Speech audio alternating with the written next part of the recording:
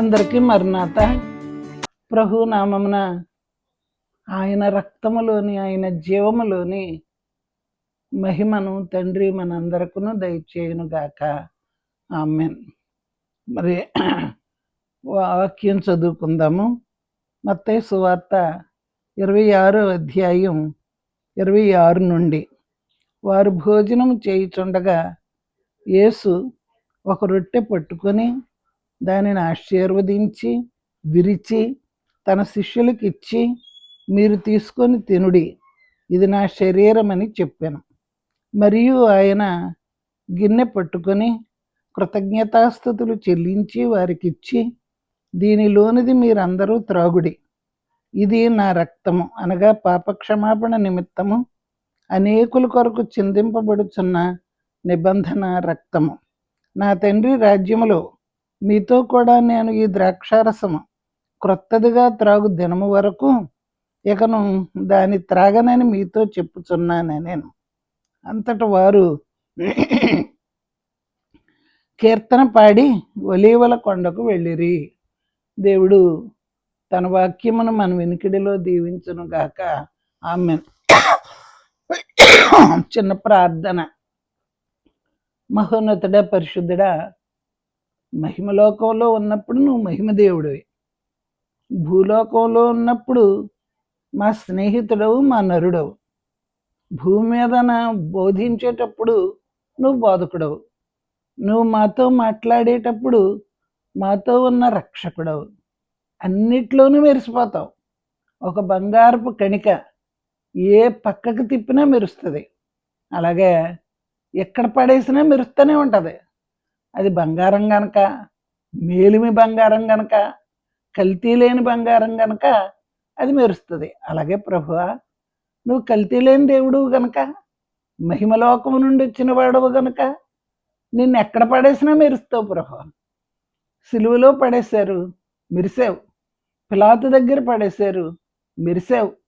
కొరడా దెబ్బలు కొట్టారు, నువ్వు మెరిసావు. జీవమై మెరిసావు. స్తోత్రములు. మెరుపు నీ దివ్య లక్షణం. బంగారం వంటి వాడవు, మేలిమి బంగారం వంటి వాడవు, కల్తీ లేని బంగారం వంటి వాడవు కనుక నీకు నా హృదయపూర్వకమైన వందనాలు. నీ పాదాలు పట్టుకుంటానికి, నిన్ను స్తుతించడానికి, నీతో ఎదగడానికి నువ్వు మాకు ఇచ్చిన ఈ గొప్ప అవకాశముల నిమిత్తమై స్తోత్రములు చెల్లించుచూ ఉన్నాము. నీ ఏర్పాటును బట్టి 40 రోజులు మాకు నీ సిలువను ధ్యానించడానికి వరముగా దయచేసిన ప్రతి పని నిమిత్తమై స్తుతులు చెల్లించుకొనుచూ ఉన్నాము. దయతో దీవించి ఆదరణ అనుగ్రహించమని నీ మహిమ పాదములు పట్టుకొనుచూ ఉన్నాము తండ్రి. స్తోత్రములు, వందనములు, నమస్కారములు. దీవించుము, కృపను అందించి నడిపించి ఆదరణ దయచేయం. ఈ వాక్యములో నువ్వు మాతో ఉండుము. వందనములు. నువ్వు పంచుకున్న నీ శరీరం మాకు పంచిపెట్టావు నాయనా, నీకు వందనాలు. ఎవరైనా ఏదైనా ఇస్తారు కానీ శరీరం ఇవ్వలేరు కదా. ఎవరైనా ఏదైనా ఇస్తారు, రక్తం తీసి ఇవ్వలేరు కదా ప్రభువా. ఒకవేళ ఇస్తే మాత్రమే ఎలా పుచ్చుకుంటాం ప్రభువా. నువ్వు మహిమ శరీరం కలిగిన వాడవు గనక మాతో పాటు శరీరమును పంచావు, అలాగే జీవమును పంచావు, అలాగే నీ దివ్య గుణాలను పెంచావు. నీలాంటి బోధకుడు ఇంకా లేరు, నీలాంటి మధ్యవర్తి ఇంక లేరు ప్రభువా. నీకు స్తోత్రములు. నువ్వు మాతో వచ్చినందుకు నీకు వందనాలు. ఈ దిన ధ్యానము నీ సిలువలో, నీ రక్తములో మాకు పంచుకుంటానికి తగిన స్థితిని దయచేసి ఘనత, మహిమ, కీర్తి పొందుమని యేసునామములో వేడుకుంటున్నాము తండ్రి. ఆమేన్. దేవుడు ఇదేన మనకు తన వాక్యము ద్వారా కనబడి మాట్లాడి ఆదరించి నడిపించును గాక. ఆమేన్. ఈరోజు వారు భోజనం చేస్తూ ఉండగా భోజనానికి కూర్చున్నారు. ప్రభువు కూడా వారితో కూర్చున్నారు. ప్రభువును వారును కలిసి ఆఖరి భోజనం ఇదే. ఆయన శరీరం, రక్తం ఇవ్వడానికి ప్రభువు పూనుకున్నారు. గ్లాసుడు మంచినీళ్ళు పట్టురండి అని మనం అడుగుతాం. మంచినీళ్ళు పట్టురమ్మంటే దేంతో తెస్తారు? ఏదో ఒక పాత్రతో తేవాలి, గ్లాసులో కానీ చెంబులో కానీ ఏదైనా పాత్రలో కానీ మంచినీళ్ళు తేవాలి.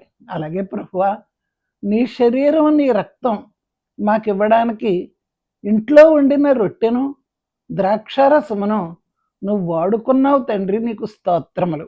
మంచినీళ్ళు తేవడానికి గ్లాస్ ఎలాగ అవసరమో అలాగే నీ శరీరం ఇవ్వడానికి, నీ రక్తం ఇవ్వడానికి ప్రభువా, మాకు నీ శరీర రక్తములు పంచే రొట్టెను ద్రాక్ష రసమును నువ్వు మాకు దానంగా ఇచ్చావు. ఇంట్లో వండిన రొట్టె, మరి ఇంట్లో తీసిన రసం తెచ్చి బల్ల మీద పెట్టినప్పుడు ప్రభువా, నీవు ఎంత ఏది ఉంటే అది ఎత్తుకుని ప్రార్థించడం అనేది యేసు ప్రభు లక్షణం. ఆ లక్షణాన్ని బట్టి ప్రభు మరి అంతా ఎత్తుకున్నారు, గిన్నెత్తుకున్నారు. ప్రభు పునరుద్ధానుడైన తర్వాత కూడా ఎంఐ గ్రామ కాపురస్తుల మధ్య ఆయన భోజనానికి కూర్చున్నప్పుడు వారు గిన్నె ఎత్తుకున్నారు. గిన్నె ఎత్తి ప్రార్థన చేసి కిందెట్టినప్పుడు వారి కళ్ళు తెరవబడ్డాయి. అంతవరకు కళ్ళు కనపడలేదా అంటే, నిన్నే చూస్తున్నారు, నీతోనే మాట్లాడుతున్నారు, నిన్నే బలవంతం చేస్తున్నారు, ఇంట్లోకి తీసుకొస్తున్నారు. ఇంత చేసిన వారికి అప్పటి వరకు నీవు మామూలు మనిషి వల్లనే ఉన్నావు, మా మనిషిలాగే ఉన్నావు. ఎప్పుడైతే కళ్ళు తెరవబడ్డాయో అప్పుడు నువ్వు క్రీస్తువుగా, నా ప్రభువుగా, మా ప్రభువుగా ఎలా కనబడ్డావో అలాగే ఈరోజు మనకి ఆహారమును ప్రభు తెమ్మని వారికి సిద్ధం చేయమని చెప్పినప్పుడు వారు సిద్ధం చేశారు. ఆ సిద్ధం చేసిన ఆహారం బల్ల మీద పెట్టారు. బల్ల మీద పెట్టినప్పుడు ప్రభు భుజించడానికి కూర్చున్నారు. కూర్చున్న ప్రభు ఒక్కరేనా? ప్రభు రొమ్మున ఆనుకునే యోహాను కూడా ప్రభు కౌగిట్లో కూర్చున్నాడు. ఆయనకి ఎంత ఇష్టమో, ఎంత దగ్గరో. మరి ప్రభు అంటే మనకు కూడా అంత స్నేహం ఉండాలి. యేసు ప్రభువును స్నేహితునిగా భావించి మనం ఆయన ఒడిలోనికి వెళ్తే ఎప్పుడూ కసరడు, వెళ్ళిపోమ్మని అనడు, నువ్వు బరువు అనడు. మనం ఒళ్ళో కూర్చుంటే బరువా కాదు. ప్రభువు మనలను ప్రేమించిన ప్రభువు గనక ఆ ప్రేమను మనము చూస్తూ ఉంటున్నాం. అలాగే ఈరోజు కూడా దేవుని యొక్క పనిలో ఉన్న మనకు ఆయన కనబడేవాడు, మాట్లాడేవాడు, ఆయన పంచుకునేవాడు. మరి ప్రభు ఎక్కడ కూర్చున్నారు? బల్ల మీద రొట్టె రసం ఉంది. ప్రభు చెప్తున్నారు, ఎత్తారు, ప్రార్థన చేశారు, అక్కడ పెట్టారు. ప్రభు చెప్తున్న మాట ఏంటి? ఇది నా శరీరం అని చెప్పారు. రొట్టె కదా, శరీరం ఎలాగెళ్ళింది? అర్థం కాలేదు, మర్మం.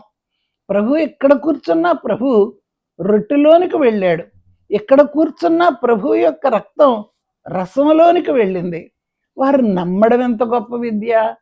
ప్రభువుతో ఉంటే ఆ నమ్మకం వస్తుంది. లోకంతో ఉన్నవారికి ప్రశ్నలు వస్తాయి. కాబట్టి ప్రశ్నలు వచ్చిన వారు ఈ సంస్కార భోజనాన్ని అద్భుతంగా అంగీకరించలేరు. అద్భుతమైన ఆహారం మనం తింటున్నాం, ఆయన శరీరం తింటున్నాం, ఆయన రక్తం త్రాగుతున్నాం. కానీ ఆయన శరీరం రొట్టెలోను, ఆయన రక్తము రసములోను వెళ్ళింది. ప్రభు ఏర్పాటుది. నేను మరలా తిరిగి వచ్చే వరకు రాకడలో వస్తాను, మిమ్మల్ని తీసుకెళ్తాను, అప్పటి వరకు ఇది మానొద్దు, తీసుకో అని చెప్పి వెళ్ళావు. అది మాకు షరతు. నీ శరీర రక్తములు పుచ్చుకున్నప్పుడు మా నైజం మారుతుంది. మాకు నైజ పాపం ఉంది. నైజ పాపములు నశించుటకే ఏకా నైజ పాపములు నశించుటకే భోజనము వడ్డించును రాజస్వయముగా, దేవా రాజస్వయముగా, గనుక నాకేమి కొదువా నాధుడుండా. దైవజనులకు ప్రభువు చెప్పిన మాట. నైజ పాపం నశించాలి. మనలో నైజం ఉంది. ఆ నైజం నశించకపోతే మనకి ఎప్పుడు చూసాను, నువ్వు ఎన్ని తిను, ఎన్ని తాగు, ఎన్ని బోధించు, ఎంత ప్రార్థించు, ఆ నైజం మాత్రం మనలో నుండి పోదు. చింత తెచ్చినా పులప చావదు. అలాగే మనిషిలో వారి పితరుల నాటి నుండి ఉన్న నైజం, పితరుల నాటి నుండి కోపం అనే నైజం పెద్దల్లో ఉంటే పిల్లల్లోకి కూడా వస్తుంది. అలాగే మనకి పాము గుడ్లు పెడుతుంది. గుడ్లు పెట్టినప్పుడు ఏదైనా పాము కనుక గుడ్డు చితికితే అందులో దారం పోగంత సన్నగా చిన్న పడగతో పాము పాము పిల్ల అందులో ఉంటుంది. అదే పెద్దదయ్యి పాము అవుతుంది. అలాగే అది నైజం, దాని గుడ్డు కనుక దాని నైజం అందులో ఉంది. అలాగే మనిషిలో కూడా పెద్దల నాటి నుండి వచ్చిన నైజాలు కొన్ని ఉండిపోతాయి. ఆ నైజం ఏదంటే మరి కోపం, కొంతమందికి కోపం, కొంతమందికి అసూయ, కొంతమందికి చూడలేనితనం, ఇలాంటివి ఉంటాయి. అది నైజం, దాన్ని ఎవ్వరూ తీసేయలేరు. అది లోన ఉంటుంది. సహాయం చేసి గుంటనక్కలను పట్టుకోండి అని పరమగీతంలో ఒక మాట ఉంది. సహాయం చేయకపోతే నక్కన్నా దొరుకుతుందేమో, గుంటనక్క దొరకదు. ఎందుకంటే ఆ గుంటనక్క బొరియల్లో దాక్కుంటుంది కనుక నక్కను పట్టుకుని తోకలు తిప్పి దివిటీలు వెలిగించి సంసోను కుప్పలు తగలబెట్టాడు. ఎందుకంటే దొరికింది కనుక నక్క, కానీ గుంటనక్క దొరకదు. అలాగే ఇప్పుడు మన నైజం గుంటనక్క లాంటిది. ఆ గుంటనక్క లోనే ఉంటుంది కానీ దొరకదు. అది మనం అనుమానించమన్నమాట, అంత అలాగ ఉంటుంది. అది దాన్ని గుంటనక్క అంటారు. మన గుణాల్లో నైజ గుణం గుంటనక్క లాంటిది ఉంది. ఆ నైజ గుణం పితరుల నుండి, పితామహుల కాలం నుండి మనకు వస్తానే ఉంటుంది.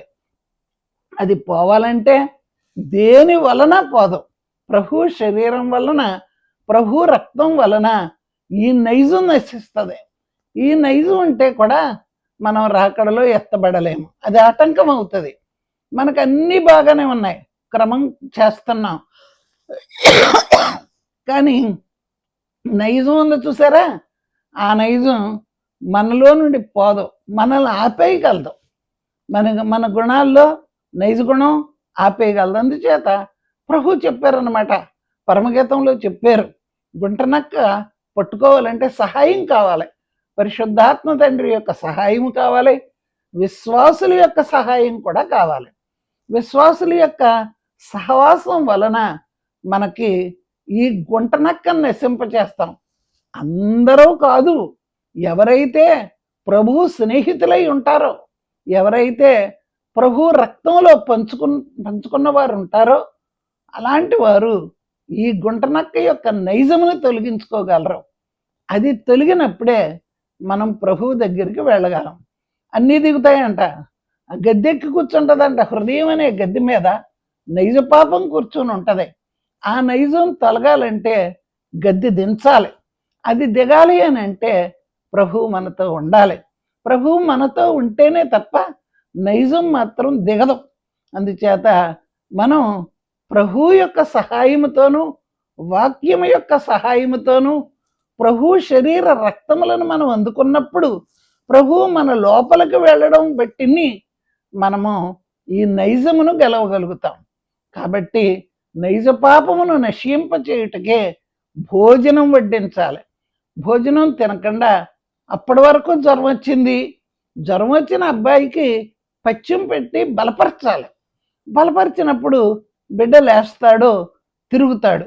తిరిగి మళ్ళీ పడిపోకుండా ఉండాలంటే బలమైన ఆహారం పెట్టాలి. జబ్బులో పడకూడదు, మంచం మీద పడకూడదు, నడిచేటప్పుడు పడకూడదంటే ఆ బిడ్డకు బలమైన ఆహారం అవసరం. అలాగే లోకంలో నుండి, పాపంలో నుండి, నైజంలో నుండి బయటకు వచ్చిన వారం మనం పడిపోకుండా, మరలా తిరిగి పడిపోకుండా ఉండాలి అని అంటే ప్రభు శరీర రక్తములనే బలమైన ఆహారమును దేవుడు మనకు వడ్డిస్తున్నాడు. అన్నిటినీ గెలవగలం, నైజాన్ని గెలవలేం. ఎందుకంటే అది మన లోపల గద్దెక్కి కూర్చుంటుంది. గద్దెక్కి కూర్చుందంటే దాన్ని దింపడం చాలా కష్టం. ఏదైనా దిగుతుంది కానీ నైజం దిగదు. ఎవరి నైజం వారికే ఉంటుంది, ఎవరి గుణాలు వారికే ఉంటాయి. ఒకరిని మనం ఏలు పెట్టి చూపించకూడదు, తిరస్కరించకూడదు. ఎందుకంటే అందరికీ ఉన్నది పొరపాటును దిద్దుకోవాలంటే కష్టపడి పని చేయాలి. మనం చెమటూర్చి ప్రార్థిస్తేనే తప్ప ఈ నైజం పోదాం. చూడండి, ప్రభువును పట్టుకుంటానికి వచ్చారు. అప్పుడు దాకా ప్రార్థనతో ఉండవలసిన వారు నిద్రపోయారు కనుక ఎప్పుడైతే ప్రభు వచ్చారు, ప్రభుతో నడవలేకపోయారు, పారిపోయారు. నిజం చూడండి. అలాగే పేతురు నీళ్ళ మీద నడుస్తున్నాడు. నడిచేవాడు నడవచ్చును కదా, కిందకెందుకు చూడాలి? ప్రభువును చూచినంతసేపు నా కాలు కింద ములగలేదు. ప్రభువుని ఎప్పుడైతే చూడడం మానేశాడో, కళ్ళు కిందకు దింపాడో, వెంటనే ఆయన మునిగిపోవడం ప్రారంభించాడు కదా. మన నైజంలో కూడా అదే ఉంది. మనం పడిపోకుండా ఉండగలిగినంతసేపు ఉంటాం. ఎప్పుడైతే మనల్ని మనం చూసుకుంటామో అప్పుడు పడిపోతాం. మన గుణాలు చూసుకున్నా, మన ఆలోచనలు చూసుకున్నా, మన బలాన్ని చూసుకున్నా వెంటనే పడిపోవడం మాత్రం ఖాయం. గనక దేవుని పిల్లలమైన మనము పడిపోకుండా నిలబడాలి అని అంటే ప్రభు యొక్క నైజాన్ని మనం సంపాదించుకుండాలి. ప్రభు యొక్క నైజం సంపాదించడానికి ఇంకే ఆధారం లేదు, సంస్కారమే ఆధారం. అందుచేత మీరు నాలో నేను మీలో, మీరు నాలో నేను మీలో మిళితమై నివసింతుమన్న, మిళితమై నివసింతుమన్న యేసునామమెంతో మధురం. ఈ పాటలో ఉంది. మీరు నాలోను నేను మీలోను మిళితమై నివసిస్తాం అని అయ్యగారు, దేవదాస్ అయ్యగారు కట్టుకున్న పాట. ప్రభువులో మనం నివసించాలన్నా, మనలో ప్రభువు నివసించాలన్నా సంస్కార భోజనం తప్పకుండా బలం. ప్రభు ఈ రాత్రి నుండి శ్రమలకు వెళ్ళిపోతారు, కానీ ఎక్కడికి వెళ్తారు? వారి కడుపులోనే ఉన్నారు, వారి మనసులోనే ఉన్నారు, వారి కడుపులోకి వెళ్ళి అరిగిపోయారు. మనం తిన్న భోజనం ఎలాగ అరుగుతుందో అలాగుననే ప్రభు ఆయన రొట్టెతో పాటు వారి శరీరంలో ప్రవేశించి ఆయన నైజమును వారికి అందించారు.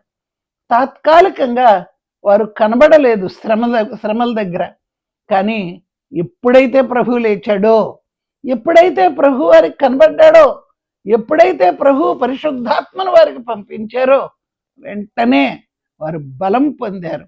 ఏం బలం అనుకుంటున్నారా? మేము ప్రభువుకు సాక్షులం. మీరు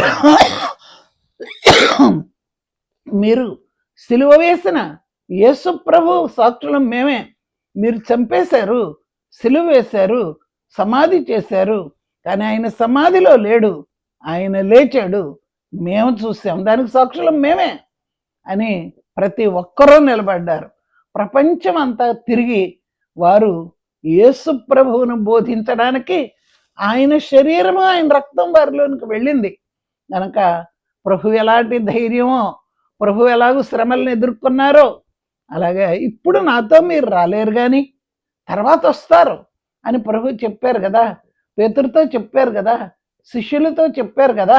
ఆ చెప్పిన మాట నెరవేరడానికి ప్రభు చేసుకున్న పద్ధతి ఇదే. ఆయన శరీరము, ఆయన రక్తము వారిలోనికి వెళ్ళింది. కడుపులో బిడ్డ, గర్భవతిగా ఉన్న తల్లి యొక్క కడుపులో బిడ్డ ఉంటాడు. ఆ బిడ్డ ఉనికి తల్లికి అర్థమైపోద్ది. బిడ్డ కదులుతున్నాడు, బిడ్డ బ్రతికున్నాడు, బిడ్డకి మరి మనం తినిన ఆహారంలో నుండి ఆహారం వెళ్తుంది అని చెప్పి తల్లి తన బిడ్డ కొరకై తింటది. మరి మనం చూస్తూ ఉంటాం. మనం కూడా పిల్లలు గర్భవతిగా ఉన్న స్త్రీని మా అమ్మ బిడ్డ కొరకు తిను అని ఎలాంటి పరిస్థితిలో కూడా కడుపులో ఉన్న బిడ్డ బతకాలంటే నువ్వు తినాలమ్మా అని బతిమాలి పెడతాం.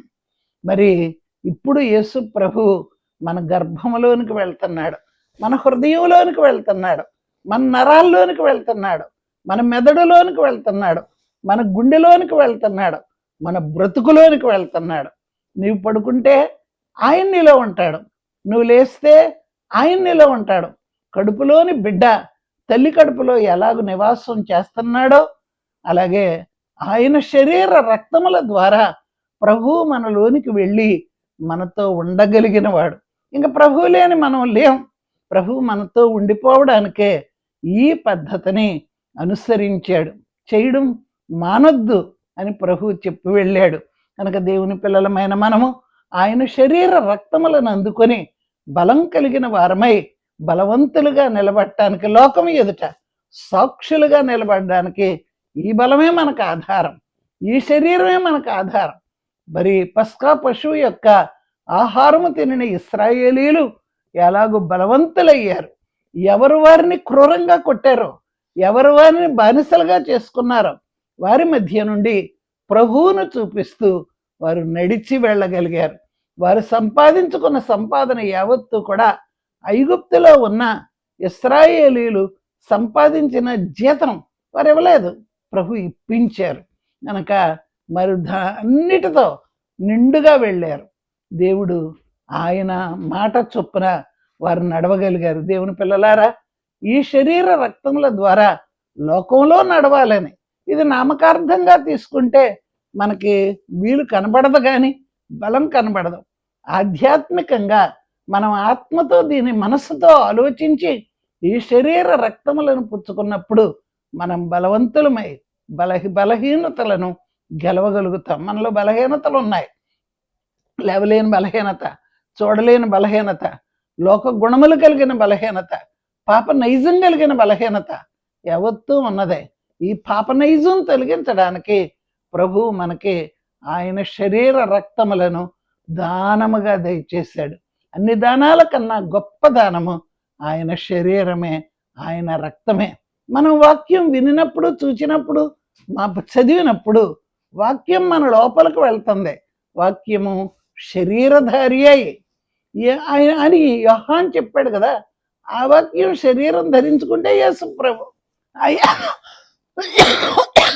యేసు ప్రభు యొక్క శరీర రక్తములు మన లోపలికి వెళ్ళినప్పుడు మనం యేసు ప్రభువులాగే కనపడతాం, ప్రభువులాగే నిలబడతాం. అది మన బలాన్ని బట్టి కాదు, ప్రభువు యొక్క బలాన్ని బట్టి. కనుక ప్రభు యొక్క శరీరం ఎప్పుడైతే మన లోపలికి వెళ్ళిందో బలం కలుగుతుంది. పేతురుకు కలగలేదా? శిష్యులకు కలగలేదా? వారు ఆయన కొరకు ప్రాణాలు ఇచ్చారు. ఆ బలం ఎక్కడిది? పారిపోయినప్పుడు ఉందా? మరి వారు శత్రువులు వచ్చినప్పుడు ఆ బలమే గనక వారిలో పని చేస్తే పరిగెడతారా? ప్రభు ఒంటరిగా వదిలేస్తారా? లేదు, చేయరు కదా. కానీ ఎప్పుడైతే ప్రభు యొక్క ఆత్మ వారి అంతరంగంలో ప్రవేశించిందో పరిశుద్ధాత్మ తండ్రి యొక్క బలం చేత వారు నిలబడి ప్రభువును చూపించగలిగారు. ఒక్కొక్కరికి యేసు ప్రభు ముఖమే, ఎక్కడ చూసినా యేసు ప్రభువులాగా ఉన్నారు అని చెప్పగలిగిన స్థితి శిష్యులకు ప్రభు అందించారు. ఆయన గుణాలను బట్టే చూపులు ఉంటాయి, ఆయన గుణాలను బట్టే నడవడికలు ఉంటాయి. ప్రభు యొక్క నడవడిక ఆయన అందుకున్న శిష్యులకు అందింది. ఈ రోజున ప్రభువు మనకు ఆయన శరీర రక్తములను ఇచ్చి ఆయన దివ్య లక్షణములతో నిలబెట్టుకుంటానికే మనకింత గొప్ప స్థితిని ప్రభు దానంగా దయచేశాడు. కాబట్టి దేవుని పిల్లలారా, ఇదొక బలమైన ఆహారం. పరలోకము నుండి మన్నా భోజనం కురిసి ఇశ్రాయేలీలకు బలం తెచ్చింది. ఆ బలం పరలోకపు ఆహారము, దేవదూతలు తినే ఆహారమును నరులు భుజించిరి అని ప్రభు చెప్పారు. మీ పితరులు మన్నాను తినినను చనిపోయారు. ఎంత విచారం! ప్రభువుకి ఎంత బాధ! వారు మన్నా భోజనం తిని కూడా చనిపోకూడదన్నమాట. ఆహారం అలాంటిది. అలాగే ఆయన శరీర రక్తములను తిని కూడా మనం చనిపోకూడదు. చనిపోవడం అంటే ఆత్మీయమైన మరణం మనకు ఉండకూడదు. శరీర మరణం తప్పదు, ఏదో ఒక టైంలో శరీర మరణం మనకు తప్పదు, వస్తుంది. శరీర మరణం లెక్కలేదు, కానీ ఆత్మీయమైన మరణం మాత్రం మనం నిత్యజీవం కలిగిన వారమై బ్రతకాలు తప్ప చనిపోకూడదు, కష్టాల్లో చనిపోకూడదు. చనిపోవడం అంటే శరీరం మనం ఏం చేసుకోలేం, కానీ మనం లోపల బతకాలి. మీలో మీరు బ్రతకండి అని లోపల విచారం ఉంటుంది, లోపల దుఃఖం ఉంటుంది, లోపల మరణ వేదన ఉంటుంది. అది లోనుండేది బయటకు కనపడదు. మనిషి తిరుగుతూనే ఉంటారు, కానీ లోనున్న మరణాన్ని బయటకు కనపడనివ్వరు. కానీ ప్రభు శరీర రక్తములు మనకి అందినప్పుడు మీలో మీరు జీవము గలవారై ఉంటారని వ్రాయబడిన మాట నెరవేరుతుంది. ఒకసారి మా సంఘంలో ఒక విశ్వాసి యొక్క కుమార్తె, చిన్న పాప, 5 సంవత్సరాల పాప, జ్వరం వచ్చింది. ఆ జ్వరం వల్ల చాలా పెద్ద జ్వరం, అందులో పాప చనిపోయింది. నాతో ఉండేది ఆ పాప, 5-6 సంవత్సరాల పాప. చనిపోయిన తర్వాత నాకు చాలా బాధేసింది. నాకు రోజు పాలు తెచ్చేది, ఇద్దరం కాఫీ కూర్చొని తాగేవాళ్ళం. ఆ పాప వెళ్ళిపోయేది, నాతో నేను ఉండిపోయేదాన్ని. అలాగ మాకిద్దరికి చిన్నప్పుడు చిన్న పాప నాతో స్నేహంగా ఉండి నాతోనే ఉండేది. ఆ పాప, చిన్న పాప. ఆ పాప చనిపోతే నాకు చాలా బాధేసింది. ఏంటి ఇంత చక్కటి పాప చనిపోయిందేంటి, చిన్న జ్వరానికి బిడ్డ ఎందుకు చనిపోయిందని నేను ఒంటరిగా ఉన్నప్పుడు చాలా ఏడ్చేదాన్ని. ఆ పాపకు జ్ఞాపకం వచ్చి కళ్ళ నీళ్ళు వచ్చి ఒకరోజు నేను పడుకున్నాను అనమాట. పడుకున్న తర్వాత నిద్ర పట్టింది. పెట్టేటప్పటికి ఆ నిద్ర పట్టకముందే ఏడ్చాను. అయ్యో ఇంత చక్కని పాప వెళ్ళిపోయింది, నేను చక్కగా వచ్చేది నా దగ్గర అని. విశ్వాసుల పాప, మా విశ్వాసులు నాతో అలాగే ఉండేవారు. నేను కూడా వారితో అలాగే ఉండేదాన్ని. ఎంతో ప్రేమతో ఒకరికొకరు అన్నట్టు ఉండేవాళ్ళం. ఆ పాప అలాగా చనిపోతేనే తల్లి ఏడవటమే కాదు, నాకు కూడా దుఃఖం వచ్చింది. ప్రభువుని అడిగాను, ప్రభువా ఆ పాప వెళ్ళిపోయింది, చూడాలని ఎంతో ఆశ ఉంది. చనిపోయినంత మాత్రం చేత మనిషి శరీరం కనపడదు కానీ ఆత్మరూపుగా ఉంటారు కదా ప్రభువా, చూపించు ప్రభు అని ప్రభువుని అడిగానండి నేను. ప్రభువుని అడిగేటప్పటికి ప్రభు ఓ రోజు నాకు చూపించారు. ఆ పాప చాలా పెద్దదైపోయింది, చక్కటి ముఖం, పసుపు బంతి పువ్వులాగా ఉంది పాప. అంత అందం, చాలా అందంగా ఉంది. మేమందరం భోజనానికి కూర్చున్నాం. కూర్చుంటేనే ఆ పాప అని నాకు అనుకోవట్లేదు. చిన్నప్పుడు 5 సంవత్సరాల పాప అనమాట, చిన్న పాప. నేను చూసిన పాప పెద్ద పాప. పెద్ద పాప అయితే ఆ పాప ఏం చేసింది, కూర్చున్న వారందరికీ భోజన పంక్తిలో భోజనం వడ్డిస్తూ ఉంది. నేను చూస్తున్నాను, నేను కూడా భోజనం కూర్చున్నాను. అప్పుడు ఆ పాప అంటుంది భోజనం పెడుతూ, ఆయన శరీరం తినండి, ఆయన రక్తం తాగండి, మీలో మీరు జీవిస్తారు అని ఆహారం పెడుతుంది. ఆవిడ ఎవరి పాప ఇంత చక్కని మాట చెప్పిందేంటి, ఆయన శరీర రక్తాలు తింటే మాలో మేము బతుకుతామా? అవును, విచారాలు ఉంటాయి కదా, బాధలు ఉంటాయి కదా, దానిని బట్టి లోపల ఏడుస్తూ ఉంటాం కదా. పైకి బాగానే ఉంటాం, పైన మాట్లాడతాం, అది ఎవరికి తెలియనివ్వం, కానీ లోపల చావును అనుభవిస్తాం. అలాంటి శ్రమలు మనకు ఉంటాయి. అలాగ నేను అనుకుంటున్నాను. ఆ పాప అలా చెప్పింది, మీలో మీరు బతుకుతారు, ఆయన శరీరం తినండి, ఆయన రక్తం తాగని వడ్డిస్తుంది. అప్పటి ఎంత మంచి మాట చెప్పింది, ఎవరి పాప అని బాగా చూసేటాడికి ఏ పాపను అడిగానో నేను, ఆ పాప పెద్దదై చాలా అందమైన రూపంలో నాకు ప్రభు చూపించారు. అప్పుడు అనుకున్నాను, మేము పెంచితే ప్రభువా పిల్లలు లోకానుసారంగా పెరుగుతారు, చదువుకున్నా, ఉద్యోగాలు చేసుకున్నా, డబ్బులు సంపాదించుకున్నా ఈ శరీరం లోక సంబంధమైంది అవుతుంది. పరలోకంలో ఉన్న పిల్లలకైతే ఎంత విలువైన మాటలు వస్తాయి, నువ్వు పెంచితేనే బాగుంటుందేమో ప్రభువా అని మనసులో ప్రభువుని ఎంతో స్తుతించుకున్నాను. అవును, నిజమే, ప్రభువే పెంచాలి. కాకపోతే మరణము ద్వారా బిడ్డలు వెళ్ళిపోతే తల్లిదండ్రులకు ఉండే బాధ ఎంతంత కాదు. అలాంటి బాధల్లో కూడా మనం బతకాలంటే ఆయన శరీరం తినాలి, ఆయన రక్తం తాగాలి, అప్పుడు మనలో మనం బతుకుతాం. ప్రభు అలాగ వడ్డిస్తాడు దర్శనం ద్వారా కానీ, మరి ప్రభు వచ్చి మనకు ఆహారం పెట్టడం ద్వారా కానీ మనకు తెలుస్తుంది. ఉత్తరాలు కూడా వెళ్ళను ఊళ్ళకి మేము స్వార్థ ప్రకటనకు వెళ్ళేవారం. అప్పుడు వారందరూ కూడా వృద్ధులు, విధవరాండ్రు, ముసలివారు ఉండేవారు అక్కడ. ఆహారం వారికి ఆహారం చాలా తక్కువ అనమాట, ఎందుకంటే అంత పేదవారు. వాక్యానికి మేము వెళ్తే వారు చాలా ఆసక్తిగా వినేవారండి. అలాంటి వినేవారి దగ్గరికి వెళ్ళడానికి ఉత్తరాలు వెళ్ళాలంటే వారం పడుతుంది, వారంకి మనం వెళ్ళిపోతాం. అప్పుడు ప్రభు ఏం చేసేవారంటే వారిలో ఎవరో ఒకరికి భోజనం వడ్డిస్తున్నట్టు, భోజనం తింటున్నట్టు దర్శనం చూపించేవారు. దర్శనం ఎప్పుడైతే వచ్చిందో వారిలో వారు చెప్పేసుకుని ఒక అరుగు మీద ఒక 10 మంది స్త్రీలు కూర్చుని రెడీగా ఉండేవారండి సంస్కారానికి.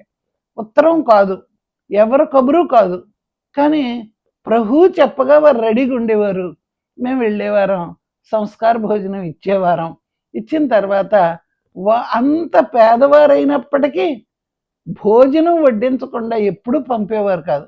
వారు ఏమి పెడితే అది చాలా రుచికరంగా, మరి ప్రేమతో వడ్డించేవారు. రుచిగా ఉండేది. భోజనం చేసి వచ్చేవాళ్ళం. మళ్ళా నడిచి రావాలన్నమాట, చాలా దూరం నడిచేవాళ్ళం. నడుచుకుంటూ వచ్చేటప్పటికి ఆ ఆహారం మాకు బలం ఇచ్చేది. ప్రభువు పెట్టిన భోజనం, ప్రభువు చూపించగా వచ్చిన భోజనం. అది విశ్వాసులకే అర్థమవుతుంది. నిజమైన దేవుని సేవకుల యొక్క పేదరికం ఎలా ఉంటుందో మరి అనుభవించిన వారికి తెలుస్తుంది. మీరు కూడా సేవకులైతే కొన్ని అనుభవాలు మీకు ఉంటాయి. అలాగా ఆరంభ కాలంలో, బైబిల్ మిషన్ ఆరంభ కాలంలో అలాంటి శ్రమలు, దర్శనాలు ఉండే. ఇంకా ఇప్పుడు ఉన్న పిల్లలకి ఆ అనుభవం లేకపోతుంది. అన్నీ ఉంటే మనకు అనుభవాలు తక్కువ అవుతాయి. అన్నీ లేనప్పుడు ప్రభువే ఆధారం గనక అన్నీ బాగానే ఉంటాయి. దేవుడు అలాగ అద్భుత రీతిని విశ్వాసులైన బిడ్డలను పోషించడం, పెంచడం. మరి నిత్యతనాతాలు లేవు, ఒక్క రూపాయి ఎవరు ఇవ్వరు. కష్టపడితే ప్రభు ఏం పంపిస్తాడో అదే తినడం అలవాటు చేసుకున్నాం. సేవకులకు మొదట అలవాటు. దేవదాసయ్య గారు అదే చెప్పారు, మీరు పని చెయ్యండి, ప్రభువు మీకు అన్నీ ఇస్తాడు అన్నారు. నీ ఇచ్చినా సంతోషమే, ఇవ్వకపోయినా సంతోషమే. కానీ ఆకలితో ఉండడం అనేది అలవాటు చేసుకుంటాం. ఈ ప్రభు ఏదో అద్భుత రీతిని పోషిస్తాడు, ఆకలితో ఉంచడం. నీ ఆకలి తీర్చేవాడు దేవుడే. ఒకరోజు క్రీస్తుమూర్తి గారని ఒక విశ్వాసి అయ్యగారి దగ్గరకు వస్తున్నారు. అయ్యగారి దగ్గరకు అక్కడ ఇంటికాడ బయలుదేరానమాట, దేవదాస్ అయ్యగారి దగ్గరికి. వారికి ఇబ్బందులు ఉన్నాయి, ప్రభువులోకి వచ్చారు, ఇబ్బందులు చాలా ఉన్నాయి కనుక ఆడ అయ్యగారితో ప్రార్థన చేయించుకోవడానికి వస్తున్నారు. ఆయన అక్కడ బయలుదేరేటప్పటికి దేవదాస్ అయ్యగారికి ప్రభు ఒక వర్తమానం ఇచ్చారు. నేను మీకు సమస్తము ఇచ్చుచుండగా మీరు ఆకలితో ఉండనేలా అని ప్రభు ఒక మాట అయ్యగారికి చెప్పారు. ఆయన వచ్చారు, భార్య తను వచ్చారు. వచ్చేటప్పటికి ఆకలి అని హెడ్డింగ్ వేసి, మనిషికి ఎన్ని ఆకళ్ళు ఉంటాయి. తిండి లేకపోతే అదొక ఆకలి, బట్ట లేకపోతే అదొక ఆకలి, మరి ధనం లేకపోతే అదొక ఆకలి, అప్పులుంటే అదొక ఆకలి, ఇబ్బందులుంటే అదొక ఆకలి అని ఆకళ్ళ లైన్ చెప్పి ఇన్ని సమస్తము ఇస్తున్నాను అని ప్రభువు చెప్పారు. కనుక ఆకలితో ఉండొద్దు, సమృద్ధిగా తీసుకోండి అని ప్రభు అయ్యగారికి చెప్పారు. మేము రాసుకున్నాం, సంతోషించాం. నిజానికి అన్నీ ఉన్న రోజులు కాదు, అప్పుడు కష్టాలే ఎక్కువ ఉండి, లేకపోవడం, తిండి లేకపోవడం, బట్టలు లేకపోవడం, డబ్బులు లేకపోవడం, నడుచుకుంటా వెళ్ళడం అనేది ఉండేది ఆ రోజుల్లోనూ. అయినప్పుడు సేవ అంటే కష్టాలతో కూడిందే అనుకునేవారం, కానీ కష్టాలలో పాటు అద్భుతాలు కూడా జరిగాయి. మేము వెళ్ళేటప్పటికే వంట చేసి వడ్డించేవారు, రెడీగా ఉండేవారు. ఎవరు చెప్పారు? ప్రభు మాకు సేవకులు వస్తున్నారని ప్రభు చెప్పారు, అందుచేత మేము వంట చేసి రెడీగా ఉన్నామని అనేవారు అని విశ్వాసులు చెప్పేవారు. అది బాగుంటుంది, అద్భుతాల భోజనం చాలా బాగుంటుంది. ప్రభు కూడా ఈ దినమున తన శిష్యులైన బిడ్డలకు అద్భుతకరమైన ఆహారం పెట్టాడు. మనకు కూడా నిజమైన విశ్వాసకు దేవుడు ఎప్పుడూ వడ్డిస్తాడు. సుందర్ సింగ్ గారి పుస్తకంలో ఎక్కువ రాయబడి ఉంటుంది, ఆయన నడుచుకుంటా అడగడం అలవాటు లేని వారు అడగలేరు. ఎన్ని కష్టాలున్నా సరే అడగడం అనేది సిగ్గుతో కూడిన పని. ఒకరిని మనం అడగడం ఏంటి, మన ప్రభువు మనకిస్తాడు అని విశ్వాసకు అనుభవంలో ఉంటుంది. కొందరు అన్నీ అడుగుతారు, అసలు అడగడం, మనిషిని అడగక్కర్లేదు, దేవుని దగ్గర నిలబడి ప్రభువా అడగక్కర్లేకుండానే ప్రభు దగ్గర నిలబడితే మన ఆకలి ఎరిగిన ప్రభు మనకు ఆరోగ్యకరమైన భోజనం పెట్టకుండా ఉండడం. అద్భుత రీతిని ప్రభు అన్నీ చేశాడు, మేము అనుభవించాము. శ్రమలో రుచి చూసాం, అద్భుతాలు రుచి చూసాం, సమస్తమైన కష్టాలు రుచి చూసాం. ఈ కష్టాలన్నిటిలో తట్టుకోవడానికి ఆయన శరీర రక్తములను బహుమతిగా ఇచ్చారు ప్రభు. అలాంటి అద్భుతకరమైన భోజనం మనకు వడ్డించి ఆయన వాక్యము ద్వారా, ఆయన శరీర రక్తముల ద్వారా మనల్ని బ్రతికించే భాగ్యమును తండ్రి మీకున్ను దయచేయునుగాక. ఆమేన్. ప్రభువా దయతో దీవించుము, కృప చూపించి నడిపించి ఆదరించుము, నీ రక్తం యొక్క కాపుదల దయచేయము, నీవు కనబడి మాట్లాడుము. స్తోత్రములు, వందనములు. నిన్ను అనుభవించడానికి మాకు నేర్పించుము. నీ శరీరంతో, నీ రక్తంతో మమ్ములను నీ భాగ్యముగా అనుభవింపచేసి ఆదరించి ఘనత, మహిమ, కీర్తి పొందుమని కృపాహస్తంతో తోడుగా ఇమ్మని యేసు నామములో వేడుకుంటూ ఉన్నాము తండ్రి, ఆమేన్. మన తండ్రి అయిన దేవుని ప్రేమ, కుమారుడైన క్రీస్తు ప్రభు కృప, ఆదరణకర్త అయిన పరిశుద్ధాత్మ తండ్రి యొక్క ఆదరణ నిరంతరం మనందరము కలిగి ఉందుగాక. ఆమేన్. అందరికీ మరణాత.